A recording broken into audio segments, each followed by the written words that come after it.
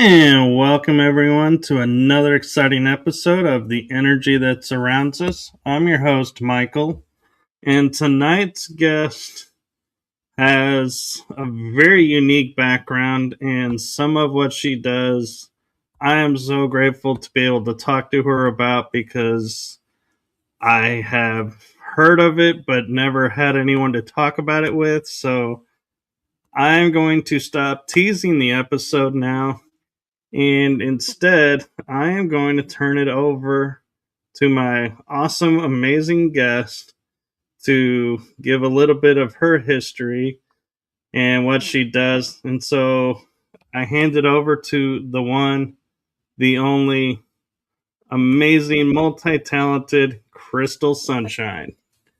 Hello, that was a great intro. Thank you. That was fun. Well, thank you. So yeah, and I like the intro to the show too. That's pretty clever. I felt the anticipation. That Well, was good. good. So yeah, I'm Crystal. That is my born name, Crystal Sunshine. I kind of dropped my last name and so I'm here to talk about all sorts of things. So we can get into the paranormal, we can talk about firewalking. I am a Jill of many trades, but none that seem very real world. So here we go. About a year ago, no, it was 2 years ago. I was called to the fire, and it was a really beautiful experience. So, just a little bit of the background: my mom, who's passed away now, she, when I was younger, she is from Arizona originally, so she would firewalk with one of the Hopi nations out there, and I got to watch that as a child, and just kind of grew up around um, fire and fire ceremony for some time, but I didn't understand, the significance behind it, right? It was just something cool to watch. And I kind of grew up making fires and I would walk them not knowing what I was doing. It was just, fun. So anyway, she passed away in 99. And one of she was an artist. She was a potter specifically, and her insignia, I guess you'd call it, was refined by fire. And when she passed, I was told by spirit through other people, and then also just personally, that I was um to pick up her mantle, and that's come with a lot. So I have just now taken on the name Refined by Fire Ancestral Firewalks, because, I got the go ahead. She said it was time. So about a year, it was 2 years ago I was called. I was just, it was actually November 11th, which was interesting because it was, if you want to call it like her death anniversary, right? And I had driven down the mountain so I could get cell phone coverage, and I was scrolling on my phone, and I just like happened upon like an advertisement for this lady, and I was like, oh, it sounds really cool. I like what she's doing. And so, I started digging, and anything, it led one thing led to another, and um and just to go back just a second, because it was really divine. So that morning when I woke up, I heard this phrase, which I didn't know what it meant until I did know what it meant, but it said a Wyman Court. And I'm like, what in the world is Wyman Court? So that's actually what I went down to go research, is like, what is this Wyman Court, right? Because it was just so loud, and I knew it was spirit telling me something. So anyway, I found out that through my, digging, Wyman Court was actually my mom. She had like a share in this housing development in Maryland, and the housing development sold, and I had money waiting for me this from this Wyman court. And so 10 minutes later, I run across this stuff. And anyway, so it ended up paying for me to get like an official certification in firewalking, so that I would be a certified fire instructor. Which I just thought that was very divine the way that that all happened. But I ended up, so I went to Ireland and I trained under a lady named Lottie Moore. It was a beautiful, life-changing experience, and it wasn't just the fire walking part of that. It was Ireland, was an activation for me, and a massive activation. And yeah, that's a whole nother aspect of what took place. But I got to learn like the logistics, and how to safely build a fire and safely walk it, and safely walk others through the fire, and just a more in-depth understanding of some different shamanic practices. And I'm just gonna like make a disclaimer. I really don't like labels. Okay. So the only way that I can, describe something is to give it a label so somebody else can understand that. I'm not big on the labels. But anyway, so I walked away from Ireland and came home, and literally like fired up and started holding my own fire walks. So I've had a couple events that I was able to build these and have people walk across it. But for me, this is alchemy. This is truly being refined, like our entire life. That's my life story, is being refined by the fire. Being and another label I don't like, but it's kind of like the wounded warrior, right? Like going through and sifting through and um molding into the person, my highest, person that I'm supposed to be. And Being really forward. step into my spiritual gifts here. Yeah, yeah, yeah. So the fire was just like a catapult for me. And the things that I did not expect. Wow, the things I did not expect to go through, and the intention that you put into those fires. And it can be like a self-empowering, practice, right? Like, I don't know if you've, heard of like Tony Robbins. He was kind of like Right. went through the same sort of schooling thought of fire that I was taught through. And it can be like this real motivational thing, and you can take people through, and um, just to show that your body, what you can do and overcome your fears. And that's huge, and that's great.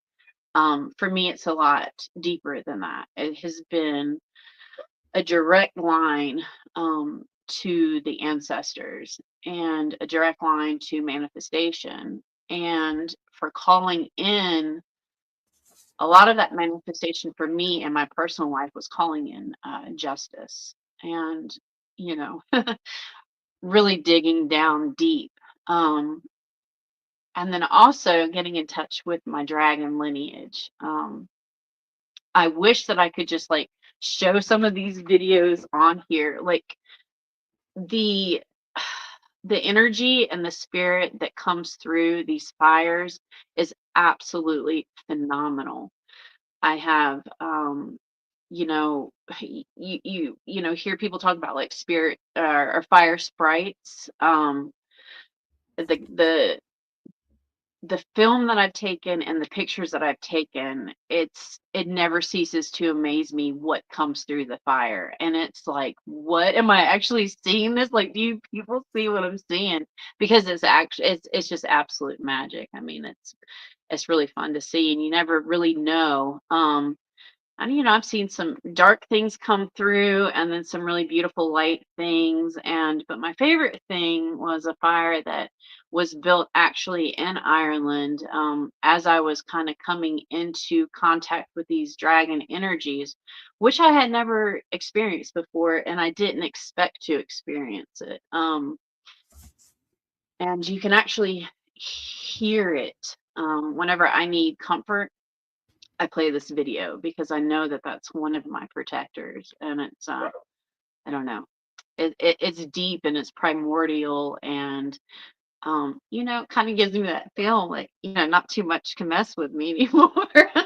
I got a dragon, but to walk across the fire, yeah, it's like physics, right? Because it's your body, and you are in a way like it's mind over matter. You are manipulating your thought in order to go cross that fire. But this is something that has been practiced, from the time that we know humanity has existed. And it's just so beautiful to me because it has been practiced in every single indigenous culture that we know about, all across the world. So it's something that I just think that the human aspect of ourselves can all really tap into and be a part of, and know that, like, you know, these people have been doing it for thousands of years, and bringing in their own intention and their own magic to it. It's celebration, it's healing, it's empowerment, it's um, ceremony. And that's the way that I like to go about looking at these fires. Is it's a absolute ceremony, and even if the people that walk it um, don't quite understand it, the feedback that I've had is that it can really, it can kind of change your life. It can change you in a way that, like myself, you did not expect, and send you off into a different direction. Which I think is a good thing. Nope, I told you one of the kitties would come in. I tried. I tried. This is Benji. Um, and He's so so cute. yeah, I guess yeah, this is Benji. She's an old mama. Um, I don't know. So that's what the fire to me is, and I just want to bring it to whoever, I want the whole world to experience it, because if we can all get on the same page there, man, like the things that are transmuted and that can change through that, the intention that goes into it is really powerful.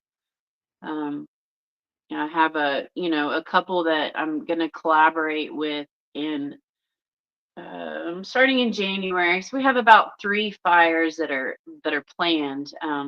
My goal is to start holding them here on my property where I live. I just need to, get a little more infrastructure in and make sure that I have water ran down to the place that we can walk.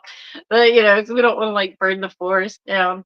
But it is a safe practice as long as you are mindful, and you're not just, it takes a specific kind of wood, and you need it to be, a specific heat, and then you're going down into the coals. So you're not actually like walking through flames, although you can. And I have seen this done. And there's some really extreme stuff going on, which I would love to experience some of the more extreme.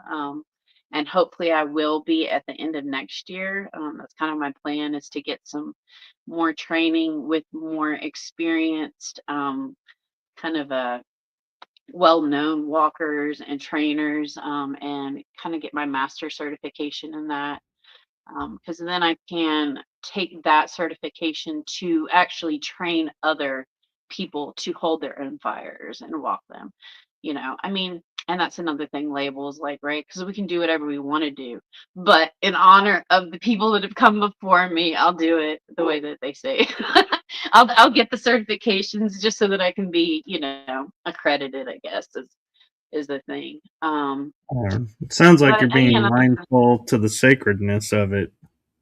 yeah, absolutely. And I think that everybody should. And that's just like our modern take on it, you know. I mean, if I was living in a tribe or a village somewhere, obviously that would not be a thing. It would just be a part of my everyday life, you know. But we're here in this day and time, and so just kind of things, you know, the way it works, I guess. Right, Um, and we live in a world yeah, where the stupid are running things, and so it's good to have right, the training because somebody might do something and then like somebody's sent to the hospital and everyone's like, oh no, firewalking's got to be done gotta go. this way Yeah. or not legal, and it's like, oh, ruined it for everybody. Exactly, exactly. And so, like I said, you're not walking through flame, you're actually walking on coals. But, you know, by the time that the fire has gone down to that coal bed, I mean, you could put a car engine there and it would melt it, you know. So you're talking high degrees of heat that you are placing your feet upon, you know. And I won't say that kisses don't happen. That's what I like to call them. You know, little fire kisses. Burn is kind of a bad word. But what I've seen is where these kisses can sometimes take place, and it's never extreme. I've never seen like a bad injury. You know, maybe a little blister or something like that. But it's really cool if you can, you know, like tap in with the person or with yourself and you go and you look at like a reflexology chart of where these kisses are. They're usually where blocks are in our body. So I just think that that's very interesting. Um, That is, yeah, and yeah. I have an interesting question for you, Sure. and I'm curious with, is there a season or a temperature outside that's better conducive to the fire walking? Yeah, I mean, yes and no. I would say it would be really uncomfortable to do it, you know. I know people that, you know, have do it in 100 degrees outside, that would be a little uncomfortable because you're adding heat to heat, right? There's preferences. Conducive, I mean, you can hold one in the rain, really, as long as you're protecting the fire as it's building, you're good. Um, you know, if your feet are wet, which, you know, obviously you're going to be barefoot and you're going to be standing there waiting.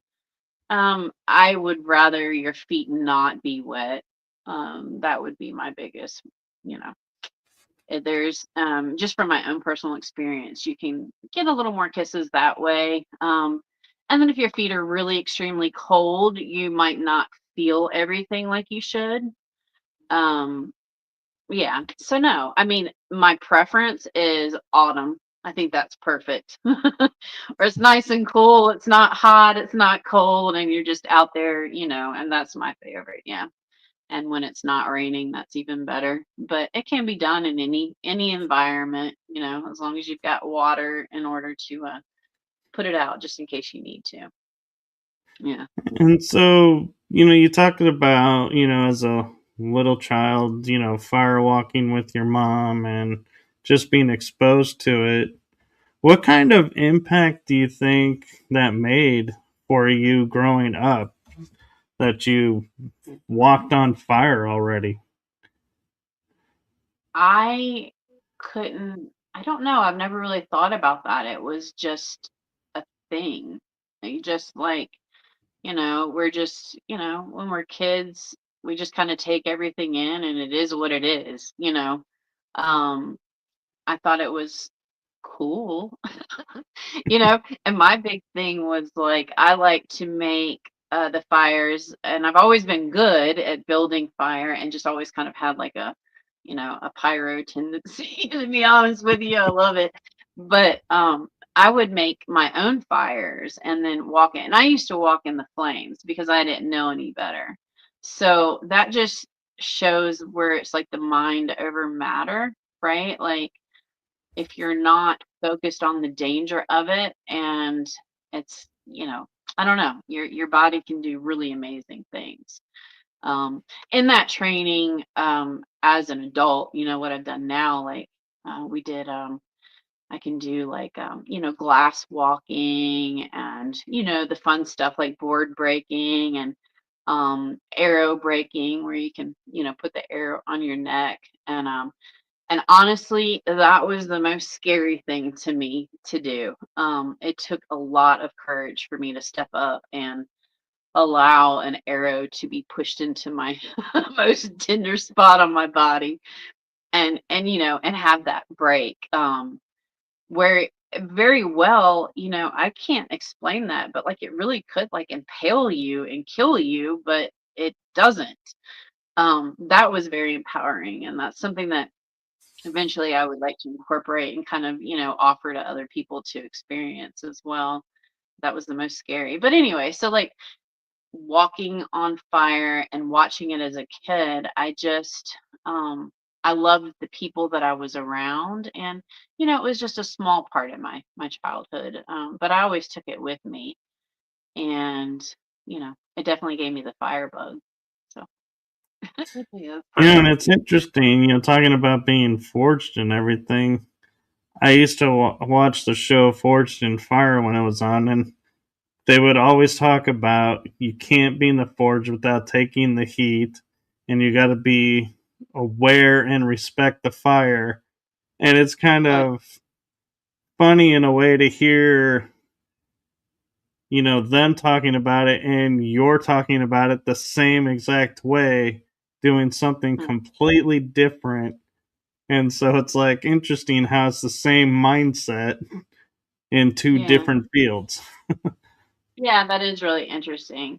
And it is about respect. I mean, so I've if you walk that bed and you don't respect that fire or the heat of that, then I would call it a burn. And I have seen that where people are just like might be cocky and they're not really, I don't know, giving the reverence because it's a living thing. It's not just fire. It's energy, it's living, it's animated, it carries energy, it's transmutating one substance into another and then to another as you go into smoke, so it has its own life, and I believe that it is, it's a life force, just like water for us is, air is, fire is a life force. So yeah, you got to step up with reverence and respect, and if you can't take the heat, definitely don't do it. Yeah, for sure. When you're tending a fire, I mean it's intense. I mean, I sweat gallons. I will just be absolutely drenched. And so it's like really I love it though because it's a purification for me. So it's kind of like going into a sweat lodge, but a little more extreme. And well, I don't know. I've been to sweat lodges that are pretty extreme, but it has that same effect, and I just feel like it's like a detoxification, and you just like sweat it all out, and you take in a lot more, fluids and electrolytes and all that stuff, Mm. and the next day I don't know, you just feel different every time, and every fire that I've walked across, massive change has taken place.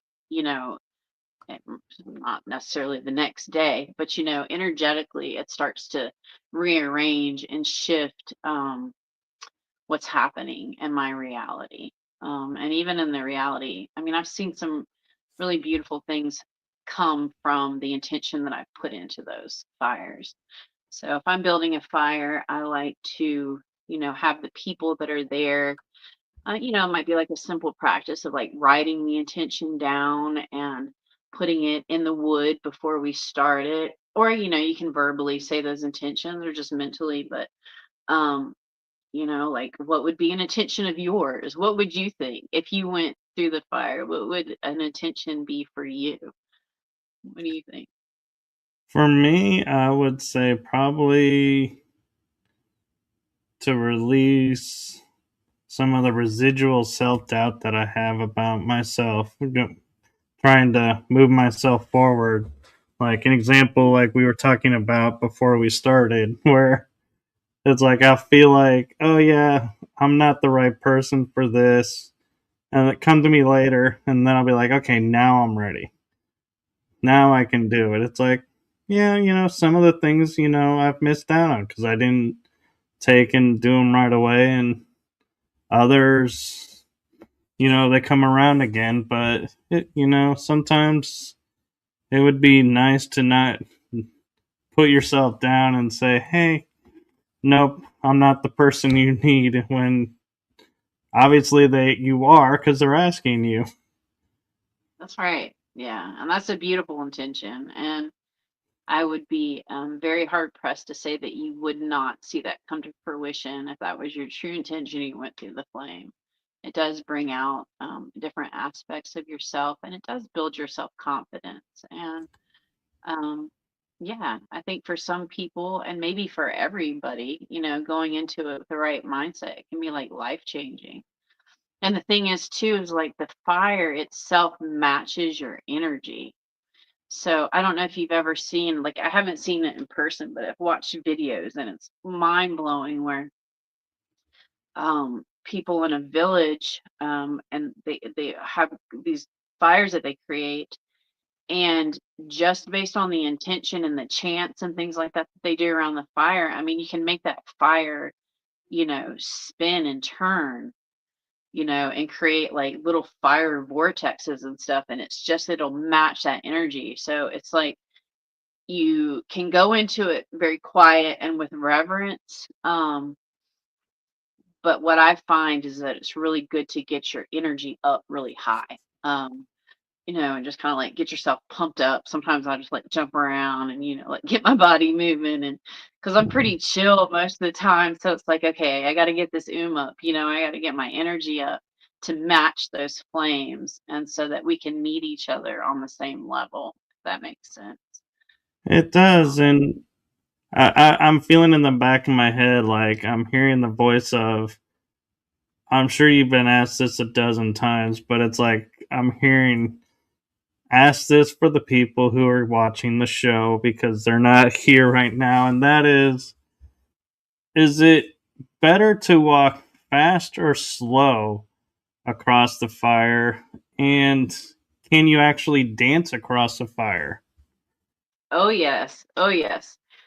Fire dancing is that's my favorite. Like, I want to make a big circle and just dance and dance. It's I call it, you get fire drunk. I mean, it's just a feeling that I don't know how you can explain that.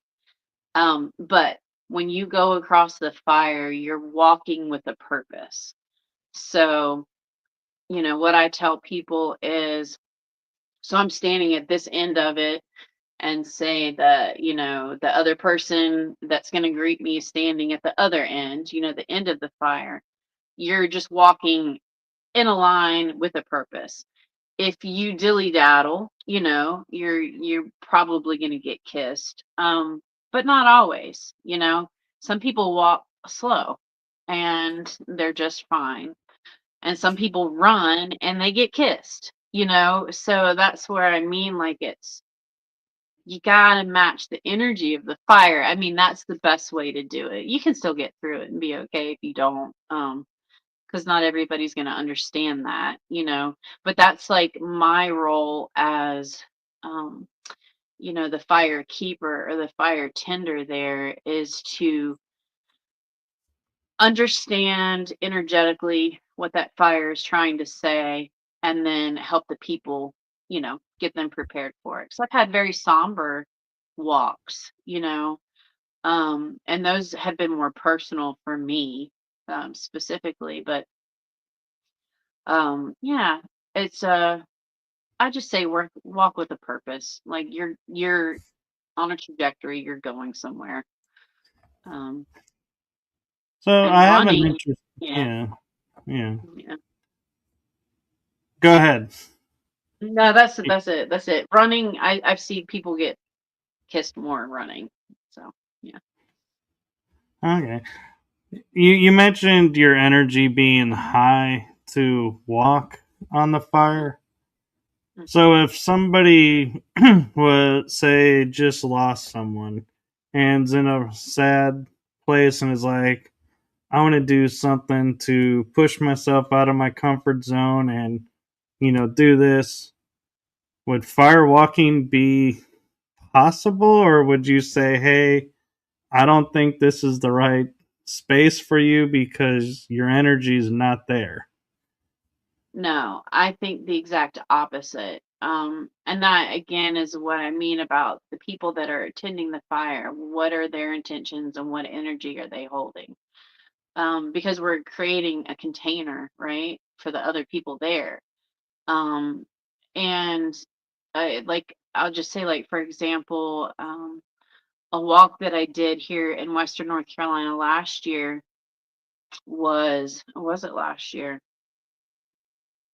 I might have been this year. I'm sorry. The things are slipping, but um, the we lost a lot of people and a lot of things here in Western North Carolina after Helene, after the storms, and a lot of people were very, very directly impacted, and a lot of life was gone, which I mean, I'll kind of get into it a little bit. The news did not report that accurately, and the numbers of people that went missing and that have never been found are not reported accurately.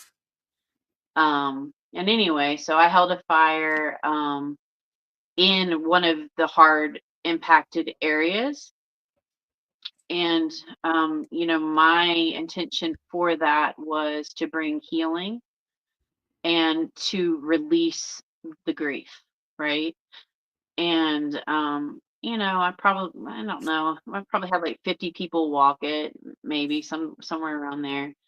And and it was beautiful. And I just saw like, you know, I mean, some people just wept, and that was perfect. That was exactly what that fire called for. And it was in an effort to transmutate the energy there, to help, in some way people just to move forward. And that was directly related to grief. So, yeah, I don't think that there is of any bad scenario other than to show off or to be cocky, you know. Yeah. Yeah, I'm also wondering though, when you get to people who are like so grief stricken, they're like, there's no point, I just want to be with my loved one. If they were to step on the fire and then you notice they're not moving, they're just staying there, would you go and get them off the fire, or would you let them process? No, I would move them along for sure. And that might be just by like talking them through it. But I don't think that unless, I mean, somebody was like trying to deliberately self-harm, that would be even in your body's ability to allow you to do, because your survival instinct kicks in and it tells you to move.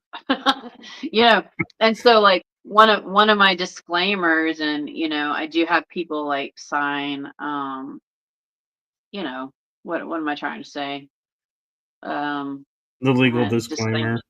Yeah, yeah. I have them sign, and it is specifically put in there that this is not for any purpose of self-harm, period. And so if they were to do that, number one, I wouldn't be liable, but that's telling them that's not the intention of this at all. It's not to self-harm. I hope that nobody gets hurt or, feels any kind of discomfort, that it's just a empowering, experience and a release. So I think your feet would tell you to move. It's hot. I was gonna say, go, go, go. So I don't think that Yeah. that would be an issue. But if it And I'm was, I mean, I guess I'd run and like shove somebody off or something. I don't know. I don't know if I actually came across it. I guess that's what I would do. Yeah. Yeah, because we're living in a crazy world now. We got to think about things we never thought about. This is true. This is true. And that's what also like I like to have a team of tenders with me. Um I have some really beautiful people that have worked with me, and I like to have people on both sides and at both ends, just to kind of, kind of bounce the area and, gauge where people are at and what they're doing. And also the release of like no controlled substances, that kind of thing, because that's putting you in a different altered mindset where you're not able to be fully in touch with your body. I mean, that's the point of it, is to I mean, that's grounding in a very extreme way. That's the point, is to ground yourself um into that space. So, it probably wouldn't be great if you were like eating a bunch of mushrooms and try to go across the fire. That might be a little intense. I mean, I'm not saying it couldn't be done, but you might have like a higher degree of getting injured. And then the big thing is like no alcohol. And that comes back to like physics. I mean, obviously you don't want people intoxicated, but it thins your blood, and you will get kissed. I would say that I would call those burns. Like if you're intoxicated, that's much more likely to happen. Yeah, Well, and I would imagine if you sweat alcohol, that probably wouldn't mix well with the fire. this is true. Yeah, exactly. Yeah, so like no intoxication, and not to say that like a cacao ceremony or something that's slightly altering is not welcome or could not happen. And some people choose to do it anyway, I mean, but I'm not liable for that if you do. But I would definitely like, I gauge it, because some of these are like at events, and you might have alcohol at that event, there might be drugs at that event, so you just kind of gotta have to gauge and see where people are at, and hope that they are being wise enough, and then say no. I've had to tell, this last walk that we did, I did have to tell a couple people no, you are not in the place to go across the fire, because people were like, oh yeah, that's so cool, I'm gonna go do this. I'm like, no, you're gonna get really hurt, like you're not allowed to walk this fire. You have to do that sometimes. But and that's the thing, is like, my perfect world, I would have it in an area with people that are just like all on kind of the same wavelength, but not really, because you've got to meet people where they're at, and hope that it does something for them and changes them in some way, or changes their circumstances in some way, or shows them Right. something they've seen before. So those are all risks. Um, but so far I've been I'm, lucky. So yeah. And I'm kind of curious with, because this is ritual, what do you do with the ashes? so ashes, what I do like to encourage people is, after the fire has died and everything is done, if they would like to take ashes home with them, to do so. And it's really depending on like where you have it, because you have your ritual there. Um, but what do the people that own the land want to do with the ashes? Um, I personally have saved a little bit of ashes from every fire that I've tended or walked myself. Just in you know little pinches here and there. um, I feel like it could be very honored, and I don't know. I like to take a little bit of that ash from the previous fire and put it into the next fire, personally, to carry over the energy from each fire. Like you have like sacred fires and these ancestral fires that are supposedly never to go out. You have temples where people just keep these fires going for hundreds and hundreds of years. Um, and that's just to keep that energy going. So, yeah, ceremonially for myself, and this is just like where we're forging our own way, we're figuring out what works for us or for me. I like to take those ashes and carry it to each fire if I can. No, that's really cool. And I want to thank you and backtrack a second, because we talked about tending the fire, needing the water. Because when I did sweats and tended fire, you don't realize, because you're so acclimated to the heat after a while, that you're actually sweating. You don't feel it. And so it is very important to hydrate doing that because you don't realize it. Yeah. Yeah, it is. And I mean, I personally like what brings me back to the awareness of that, wow, I'm like sweating gallons, is if my eyes aren't protected, it's just like, it burns, and you can't see. So, um, wearing like a little hat's cool, but I always forget to wear a hat. So that's never a thing. So that's my reminder. It's like, oh, okay, I'm like drinking my sweat right now. I need to go drink something. But it's so important. Yes, stay hydrated. Stay hydrated. And people that are tending, I mean, that's what's really important. If you're just walking, you're fine, but building that fire, and each fire that I go in to build, um, you know, I listen to spirit. How am I going to build it? What shape am I putting this in? How many logs am I using? And it's really beautiful how it happens. Like, so it's never like a complete planned thing until I get to that spot and I see it and I'm like, okay, this is what we're going to do. And but still it's not planned, but it's planned, right? So this one that we did, it was really cool. It ended up being um, three separate fires that were then put into a very long coal bed. And just the way that it ended up was that it ended up being 33 feet long, right? And each fire had 333 logs on it. And so it was just really neat, but we didn't know how long it was going to be, right? But that's just what it ended up. And I thought that was really neat.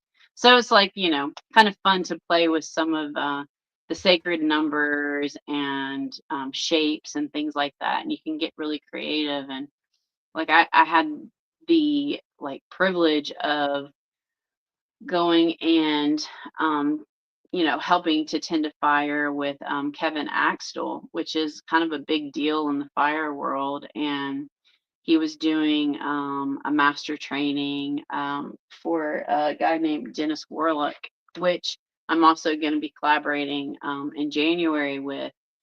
And we built a fire temple. Now, who taught the fire temple? And I'm going to butcher his name. All I know, the only part that I can say is Tar because he's Hungarian. So I'm so sorry. Like I wish that I could pronounce his name. I don't know the correct pronunciation, but that is who I'm hoping to go and do training under in at the end of next year.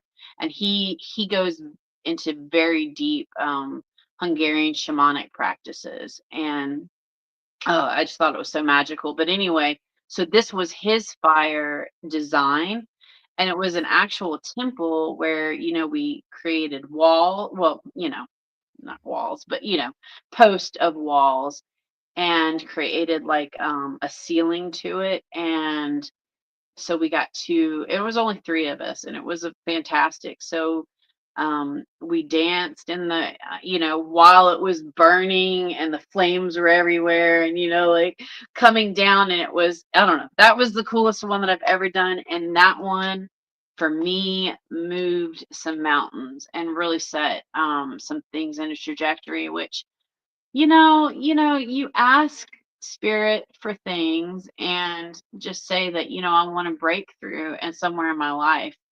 Be careful because you don't really know what that's going to look like. So always ask for grace and ease. I'm learning. Exactly. I'm learning.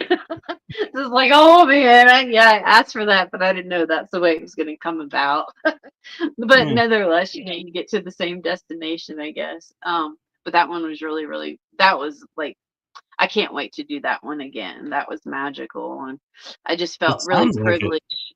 Yeah, to be able to learn, how to do that in a safe way, but then also like be a part of it. And I would have never imagined that you could do that, you know, build a temple and get to dance in it. And that was, yeah, that's been my very favorite, like hands down the best experience that I've had with the fire. And that was just with the very, very small group of people. It was just three of, or no, I'm sorry, it was four of us total. And or yeah, no, now I think two more people showed up. But either way, three of us built it basically. Um, and that was really cool. I can't wait to do that one again. And I want to really learn some more of his techniques. Because you can get really fun with it and have like fire shows, and I like to have like spinners come out and people that can do like fire performances and just make it like a whole fire celebration. You don't want it, in my opinion, you don't want it to be like fake in the way that this is like a performance, right? But people like to see cool stuff. And so I like to, you know, find people that can collaborate and put together some really fun things. And so that's Yeah. kind of what we're doing with these next walks is we're collaborating and we're going to have spinners and, just pyracants and do some fun stuff like that. I'm looking forward to it. I'm just like picturing you walking across the fire with those batons on fire, spinning, Yeah. Yeah. twirling. Yeah. Yeah. I'm not that talented, but some people are. And this one that we're doing, and I don't know yet. I think that this is the deal. But anyway, we've got a lady that breathes fire. She can do the breathe firing, she can like, and so she's gonna be going across while she's like shooting flames out. It's gonna be epic. I can't wait to see that. Um, I would love to learn koi and do that kind of thing. But like it's kind of one of those things, like a million other things that I want to learn how to do. So maybe I will, maybe I won't. We'll see. But it's Yeah. fun to see other people do it for sure. And I have an interesting question for you because I'm of the mindset and been taught from the old ways anything that happens in life, the remedy is close by in nature. There's nothing we can't cure through nature. So, are there any flowers or plants that you like to have around or keep on stock that you can either put on the fire for fragrance and like aromatherapy, like they do in Mm, sweat lodges, or that- that's a like you're great. saying, if someone gets kissed, that you can put this on and it'll help it heal faster. That's such a great, great, great question. Okay. So my other thing that I've been doing now for, 20 plus years is working with native medicinal plants. And so I work under the name that I've given it is flower medicine, right? So Appalachian flower medicine. And so yes, there are things. And um I love to build a beautiful fire. Um, and so there, whatever intention you're wanting, I mean, if the goldenrod is growing, and yes, let's put goldenrod on it. Like, let's make it look beautiful and honor it, and what's going to bring like good spirit to that, to that fire. And yeah, you can do, you can put tobacco, sage, cedar is a beautiful, and it crackles and it smells delicious, Um, there's all sorts of things. Now, as far as remedies, if you do get kissed, I'm going to put a plug in here for myself because I make this amazing, amazing salve. And I mean, I wish that this was in every single person's household because I know what it can do and the healing that it brings. And it's I call it heal all salve, right? So it's a mixture of a bunch of different medicinals that I hand forage here in Western North Carolina and put together, and it has healed every single kiss that I've ever seen. And in that is, a plethora of different herbs. But one is called Heal All, right? Which its name implies, right? So it's going to take that heat out and bring it down. And I put mullein and I put jewelweed and plantain takes the sting out. So yeah, there's a lot of different things that you could use. But I always keep that readily available for anybody to use if they need it. It's the heal all stuff because it just it's amazing for burns, so kisses, whatever. But anyway, yeah, it's good stuff. Yeah, there's things that you could use. Some people their go-to might be aloe. I mean, I don't know, but I work with what's native and natural to me. So, and the plants that have spoken to me and taught me how to use them and what to use, and so that's what I do. Yeah. Yeah, so I'm kind of curious too, as you're talking about the connection to the past and everything. And I know we're like 8 minutes to the hour.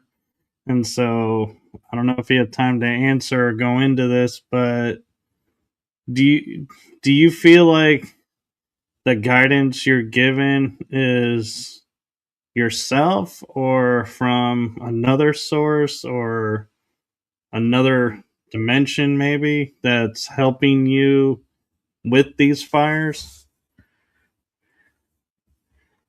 Another really good question. I think that it's all of those things. Um, Everything's connected. Nothing is separate, right? All matter, all energy is all interwoven and it's all connected, just like mycelium. We're all connected. So we're connected to the past. We're connected to our ancestors. We're connected to our higher selves. We're connected to the energies around us. So it's going to come through in all of those ways. How it presents itself can be different each time, right? Um, and is it an audible outside voice? I wouldn't say that. It's internally, it's just a knowing for me. I just know. And I generally know where it's coming from. Um, but it's all of those things. Uh, We are, it's just through our DNA connected to our ancestors. And so that information is going to be given to us just by listening and by tapping into that, right? The memory is there.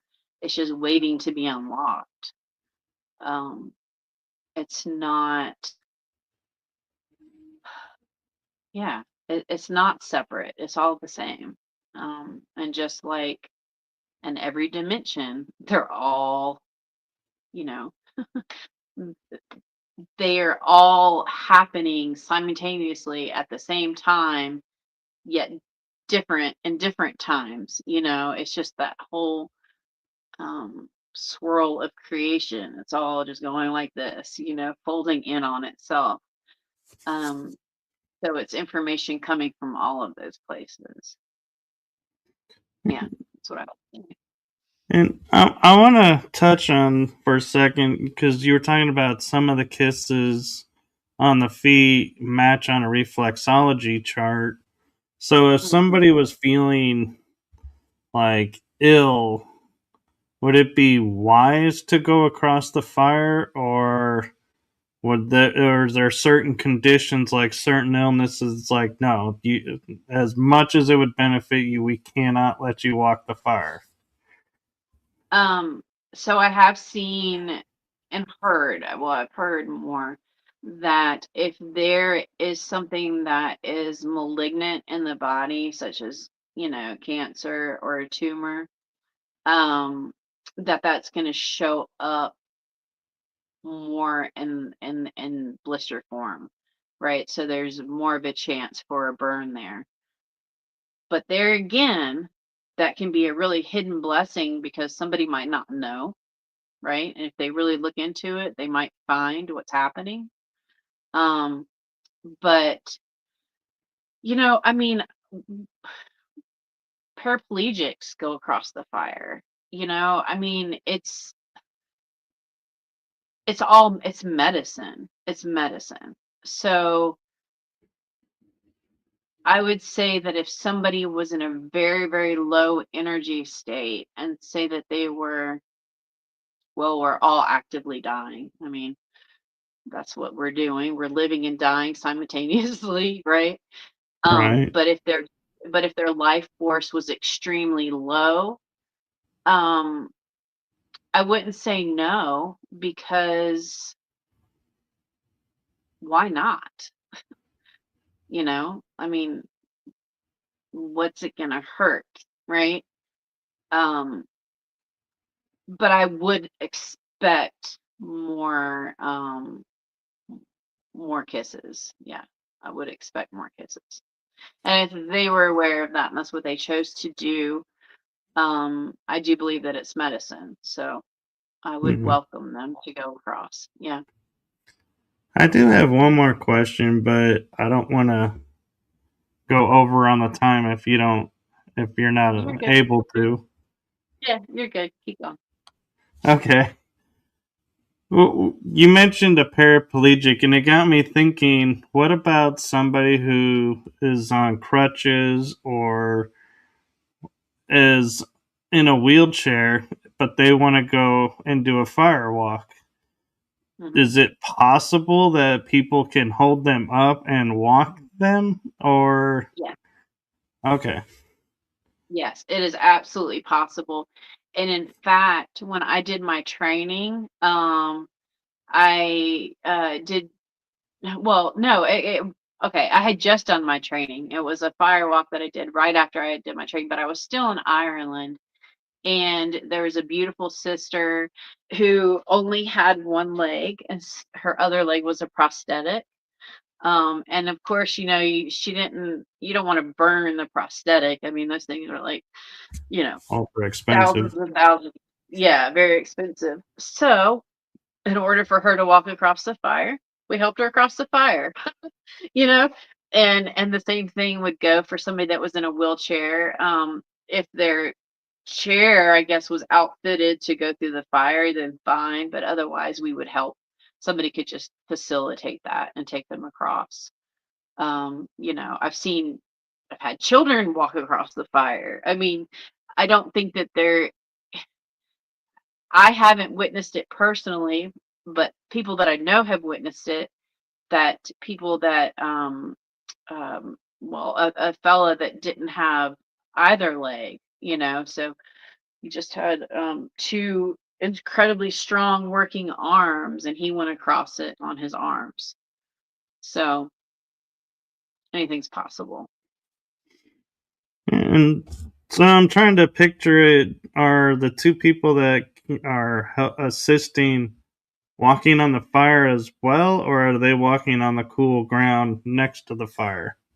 Yeah, that's a good question. I think that would be like when we assisted our friend um that just had one leg. We were walking across the fire with her. Um, but I would say it would be if everybody can be in the same rhythm, the same motion, go across it all together. If you wanted to be super safe, people on both sides, just not to be in the fire. I think that would probably be safer, but saying that you can totally do it where everybody just walks across at the same time. And how wide is your coal bed? Like that might not be possible. But I could tailor it to that. But like if it's 5 foot wide or whatever, then you might just have to all be on the coal bed together.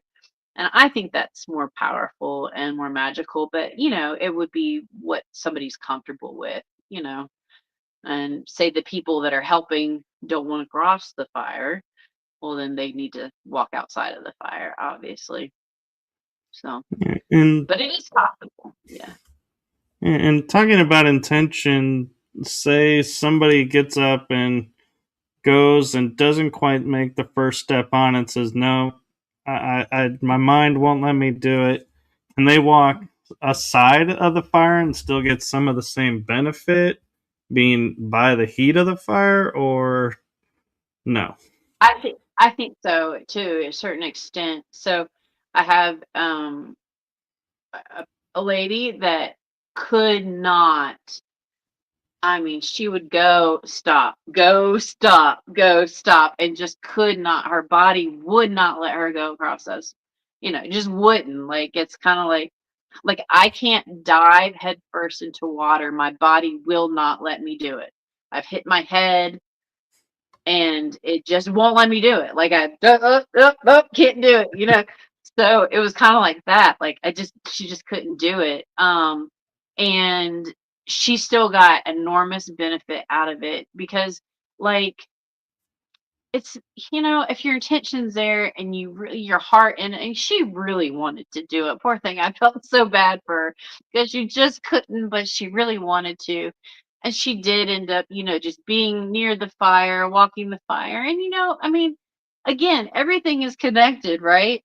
So, like, yeah, you can still get the benefit of it. If I'm thinking of personally, I can tap into the benefit of something and still get the benefit of that even if my hands aren't on it, right? I mean, I wish that I had it down to a science and I could like benefit from $1 million I don't have my hands on. That hasn't happened just yet. But yes, everything's connected. So absolutely, you still get the benefit of that. um and then at the end of the night, at the end of the fire, when the coals had really just kind of gone down quite a bit, she was able to go across her.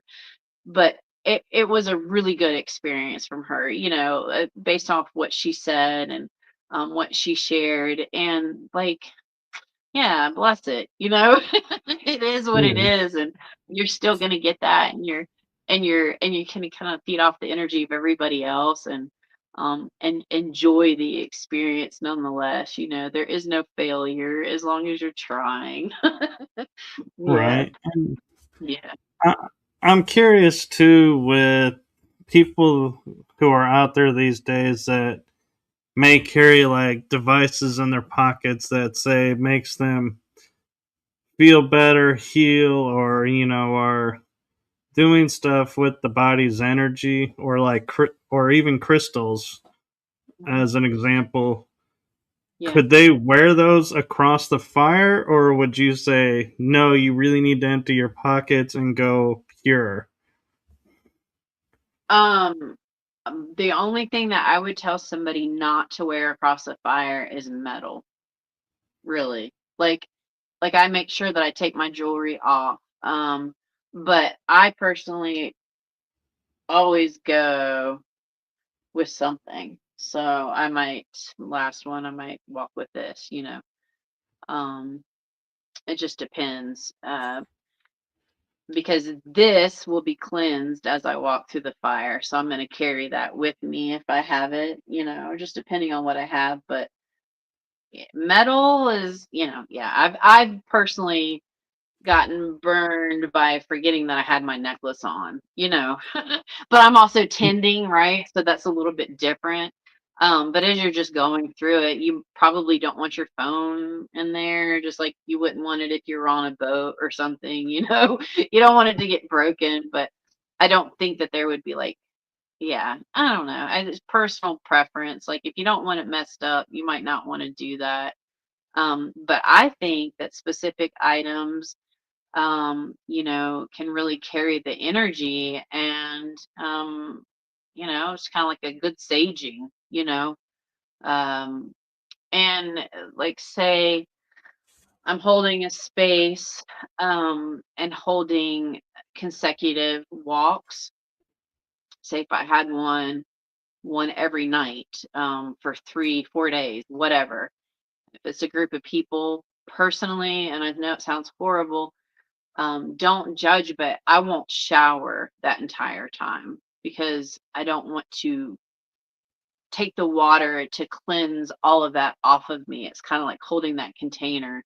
I have a scarf that um, I've worn through many fires and sweat lodges and stuff like that that I still haven't washed. 'Cause I just want it to stay. I just want it to be there. Um, and yeah, so like, what is your intention again? And what have you got? Like, I don't think a phone would be appropriate, but then you might want to like film it. I mean, I don't know, but there, like, it's really hard to film the walks. Like, there's not a lot of really good footage of people walking, just because of the nature of it. Like, it's hard. It's hard to film that kind of stuff. But you can. It's just not. I don't know. I I'd haven't have seen a a whole lot friend of walk people. next to me and film. Yeah, exactly, exactly. Like, if you're doing it yourself, well, then you're not really focused on what you're doing, right? Like, your Right. intention's going into the phone versus what you're doing and being present in that moment. So that's kind of the whole point, is to be present in the moment. And so I'm going to bring out my metaphysical side here for a second. And I'm Mhm, curious if you've thought about or may try this. Is you're taking, as you mentioned, ashes from each fire to the next fire. mhm, On a quantum level, mhm. could you not be bringing in ashes from every fire around the world and, like, dimensional, as you said, into the fire as well? Absolutely. Absolutely. I think that that's absolutely possible. Um, I mean, I don't know. Yes, why not? Because personally, like, what I've experienced and that one specific fire, and this was before it was cold, we were just filming the fire, as it was burning. And what came through, and I've had like an expert break down the audio, like, because I'm like, what is this? And please, like, did I do something? Because I also wanted to like prove it to myself and then disprove it and all those things. And it was something outside of that fire that was making the noise, that was not there as far as our physical eyes could see, but the energy was there and it was breathing through that fire and it called in. I mean, I didn't see it with my eyes, I could feel it, and then I heard it. And this was upon playback, was a dragon. I mean, hands down, it was just a purring dragon that just breathed over the fire. So, and that was done on very sacred land, right? That had many fires burnt there, with many coals from many fires that were put into that fire. So maybe that had something to do with it. I don't know. But yeah, I think so. Absolutely. Why not? Yeah. And so, my next question, kind of maybe a teaser question, is you mentioned in your bio working on Appalachian Flower Medicine Oracle deck. Is hmm there any progress on that and the book going with it, or any announcement you can make about that? Oh, I wish that there was like, yes, this is when it's going to be there. But yeah, there is progress, as in I have created each card and I have the book created. Now I just need, I'm creative, right? And I have some ideas for like the images of the cards, but I really want it to be original, and I don't, so I've thought of like, kind of like doing like a shadow screening of each of these plants, but I want to hand pick each of the plants and do image from each one of the actual plant that I've handpicked. Um, so once I get the art done and then actually get it printed, right? And it might just be my very own personal deck. But I think that it's a really beautiful, beautiful concept, beautiful deck, and I have I have too many cards right now, so it's like bringing it down to which number am I going to have in this deck. I think I'm going to end up going with like 22, but capturing each of the plants that I have personally worked with and that have personally taught me and given me information and what energy that they bring, and then translating that. And then, I went a little bit deeper into like looking at what plant aligns with solar energy or with lunar energy, and what season is this plant in its most potent form, right? So, like if it's a pine, right, that's working off of solar, but then it's also in its most potent form in the winter time, the energy that it brings to that. So it's multi-layered, as I think all good oracle decks should be. But it's all come from personal experience and what I've learned from that specific spirit from that plant, Yeah. and how it relates to us and the energy that it brings and the wisdom that they bring. Yeah. I So wonder if coming you soon. have you thought about also tying in the celestial aspect? Like, Yeah. because I know some plants react to like moon cycles, and certain stars in certain areas will affect it. And then Yeah, also, what right, planet do they correlate to? I have, and I've played with that, and I do have like some that I have that with, but I haven't been able to make it all the way across the board, other than going intuitively into that specifically outside of like researching it, because not every single plant has been researched and not every single plant has been like assigned. You know what I'm saying? So I do. intuitively, what do I think? Yeah. So that's I have, and I do have that as a part of the book. So And is what it about a scientifically fire backed? walking deck? What's that? I said, what about a fire walking deck? That's a really cool idea. I've not, and I don't know how that would translate. Like, I don't know how that would translate. It would That be, I would that go could back to actually the wood. be that could be tarot over oracle. Yeah, it probably would. It would be more in the Tro area. Because, like, for me too, like to go back to the fire. Oh my gosh, the wood is so important. So important. That is the foundation of the fire, right? So, like, what energy that specific wood brings into it. And sometimes just out of necessity, you might have to use a different wood or specific, but so far, the intention that I put into it, that's exactly what's happened. One of the last fires I did was all with cherry wood, and oh, it was absolutely magnificent. Like, so I think that the more sacred the wood is, which all wood is sacred, the more power that would go into that fire. Yeah, I don't know. I would have to really think on that one though. That would be interesting. I do like that. But I'm also like loosely, and I have put quite a few of these cards together, but called Bone and Root.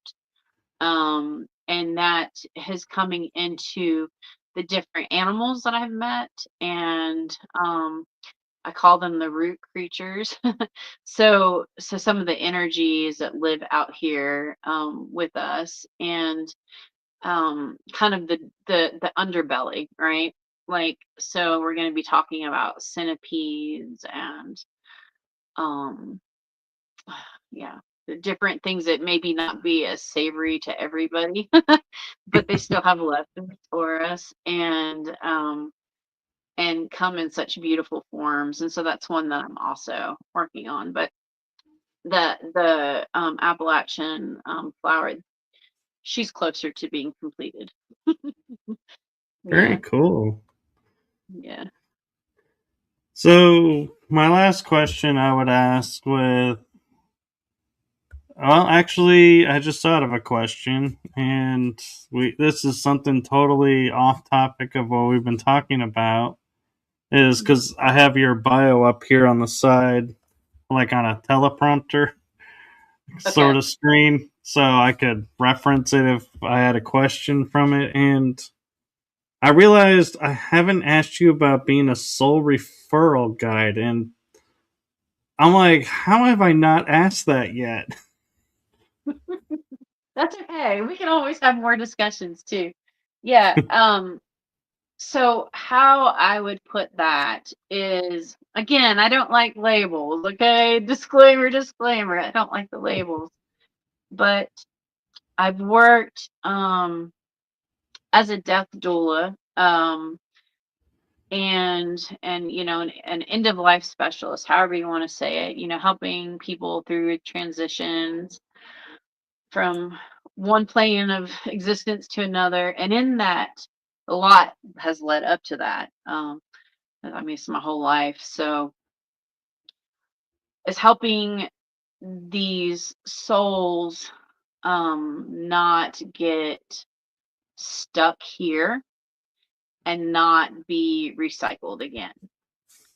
And that's come in many shapes and many forms and very individual to the person or the energies that I encounter. Um, the most profound, and this is a whole thing, the most profound, I don't know if I'd say profound, most intense experience um, was actually helping a bunch of children out of the mouth of or the belly of a beast. And these energies find me sometimes and they call to be moved to different places. And sometimes that is by actually transmutating that within myself, or an outside energy. And I know that sounds very vague, but it is complex and it's really hard to articulate what that looks like, other than going into like the real physical of it. But if I'm working with a person who is going through their life transition into what we call death here, right? How can I help them out of this reincarnation loop? How can I help them not be lost here on this plane anymore and go to back to source? I mean, everybody's got a choice, and if that's what they choose, then it's a matter of working with them to sort out all the things that they need to sort out, and it does come down to spiritual warfare a lot of times for me, and it can be really, really intense. And I've encountered it where the person didn't know that it was happening, and then I've encountered it where the person was aware that it was happening. um, and my mom was my greatest teacher there, because just going through the experience of when she was going through her life transition and her fear, because she saw a lot, she knew a lot, and was to be stuck here. And I'd be like, damned if that's going to happen to anybody else. Not on my watch, if I can help it. So, and I know that, and I truly, truly believe this with every inch of me. Like, this is my last reincarnation here. I'm done being recycled, and if anybody doesn't want to come back, or they don't want to be recycled into a lower vibrational plane, then let's do it. We can do it. They can do it. Yeah. Very cool. And so the last question I have for you is simply, I say simply, it may not be simple to you. It's, if somebody is coming from a place of fear and wanting to do this, but their fear is getting the better of them, what advice would you give them? Mhm. What is it that you fear? Let's look at that. And what would be the opposite of that fear? And that's what you want to do. And that's what you want to focus on. So if it's a fear of being burned, what's the opposite of not being burned? Not being burned. And let's focus on not being burned. Yeah. I actually was thinking that for a second. I was like, what is the opposite of not being burned? Wait, not being burned. Not being burned. So let's focus on that, Um, yeah, I don't know. I guess it would be super individualized as well. But um, are you gonna allow fear to lead? And that's the whole point of it, is to not allow that fear to lead and just have trust that your body will tell you what to do. Your body is going to provide the space for you to do what you need to do. And as far as I know, nobody's died walking the fire. Um, and nobody's been severely injured. And if you do get kissed, it's gonna heal. So that's Very kind of cool. like, we're gonna take risks, right?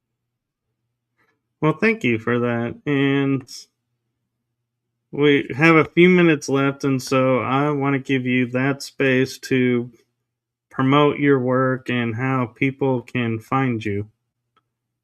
Oh Lord. Okay. I don't know if I was prepared. Okay. So where can you find me? You can find me on social media. I'm pretty active on Facebook. That's one of my favorites. I'm a little older, and so that was my jam back in the day. Kind of stuck with it, but that would be Crystal Sunshine Hensley. You can find me on Instagram, and that's Flower Medicine. Um, you can, email. I do have the website domain. I have not launched it yet, but that would be Flower Medicine, or Appalachian Flower Medicine at .com. So that's that.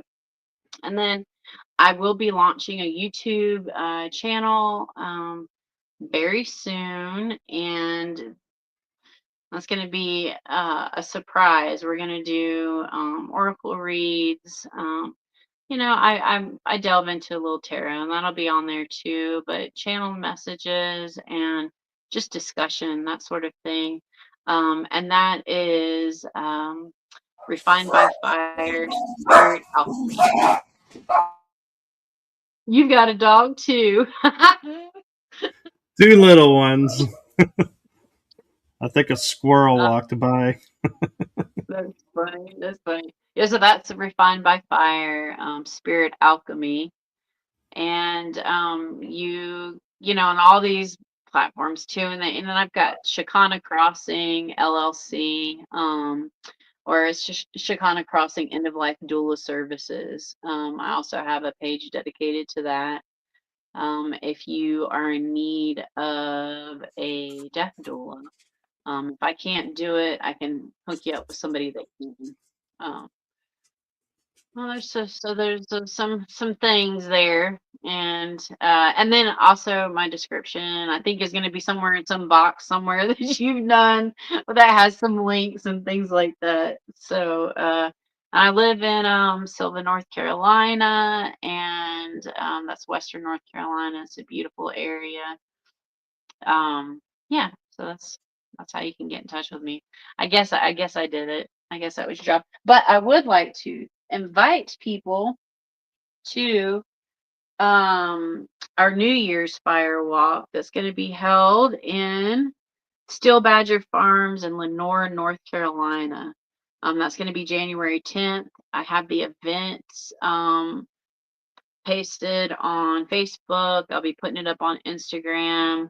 And I'll be collaborating with Dennis Warlock and Norlock, I'm sorry. Yeah. And not Warlock, Norlock. And Little different. Veronica. Yeah, it is a little different. Maybe that's how I see him, but that's all right. And Veronica Young.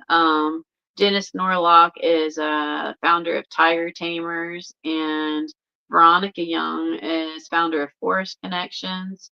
And then it'll be me, Crystal Sunshine with Refined by Fire, Ancestral, Firewalks. and that's going to be in January 10th. It's only $75 a person to come and watch some beautiful flow performances and get to walk the fire. So that should be a fun time, and we'll welcome in the new year. And that'll be the intention of that fire, is to welcome in the new year and Very cool. shed And away 2025 and yay 2026. Do we it, yeah. survived. We survived. Yeah, oh Lord. It's been a doozy. And going into the year of the horse, the flaming fire horse is what I like to see, and shedding all the skin from the snake, that we've just came out of. So Yeah. it's going to be a good year. Yeah. There is a quick question that just came in if you want to take a second on it. It has to do with Sure. your background. Is Oh, how yeah. significant is the Eye of Horus relate to firewalking? Ooh. Oh, well, it's a all seer, like, right? And just like fire, it sees everything.